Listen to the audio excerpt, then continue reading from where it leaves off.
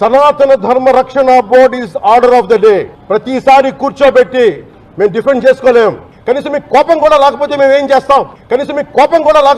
చేస్తాం? ఆంధ్ర అనే భావన లేదు ఆంధ్ర వాళ్ళకి. ఎప్పుడు ఆంధ్ర భావన వస్తో తెలియదు. నా కులం ప్రాతిపాదిక సరే కొంతకాలం వరకు జరిగింది. 2019 తర్వాత కులం కూడా పోయింది. ఇప్పుడు సొంత కులాన్ని కూడా వెనకేసుకురావట్లా. ఆంధ్ర భావన ఎలాగో లేదు. కనీసం కుల భావనను తెచ్చుకుని బాగు చేయండి రాష్ట్రాన్ని. నిజంగా మనస్ఫూర్తిగా అవుతున్నారు. నా కులం ఉంది, నాకెక్కడో మతం ఉంది. నా కూతురు క్రిస్టియన్ అబ్బా, నా కూతురు తల్లి తన మతాచారం ప్రకారం నా కూతుర్ని రష్యన్ ఆర్థడాక్స్ చర్చ్ లో బాప్టైజ్ చేయిస్తానంటే సంతోషంగా చేయించమని. మా నాన్న ఎలాంటి వాడంటే, మా నాయనమ్మ దీపారాధన వెలిగిస్తే దీపారాధనలో సిగరెట్ వెలిగించిన దేవుడు లేడు దెయ్యం లేదనే వ్యక్తిమత మా నాన్న.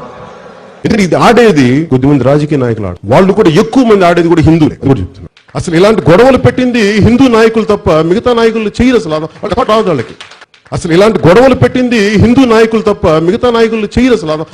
వాళ్ళకి నిజంగా మన ఈ మధ్యన గోమాంసం గురించి లేదంటే బీఫ్ గురించి ఇంత గొడవ జరుగుతూ ఉంటే నాకు అనిపించింది, బీఫ్ తినాలి అంటే నేను తిని ముందుకెళ్తాను తప్ప దాన్ని వేరేలా చేసుకోనని. అంటే తిండి ఏది తిన్నామని కాదు, నిజంగా మరి తిండి శాకాహారమే తింటే అందరూ గొప్ప వాళ్ళు అయిపోతారంటే మరి గుజరాత్ లో గోద్రా ఘటన ఎందుకు జరిగింది?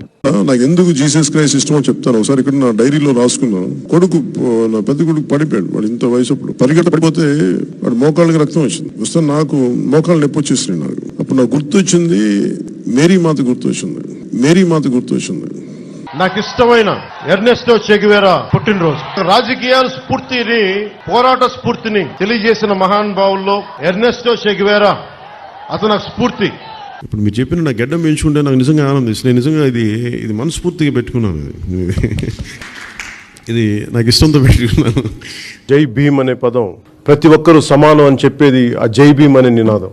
జై భీమ్ అనే నినాదాన్ని మనస్ఫూర్తిగా నాకు వ్యక్తిగతంగా రాజకీయాల్లోకి రాకముందు నుంచి, సినిమాలోకి రాకముందు నుంచి డాక్టర్ బాబాసాహెబ్ అంబేద్కర్ ఆశయాలను అర్థం చేసుకున్న వాడిని, చదివిన వాడిని, ఈ సోషల్ బ్యాక్వర్డ్నెస్ ని ఇవన్నీ ముందుకు తీసుకెళ్లిన మహానుభావులు.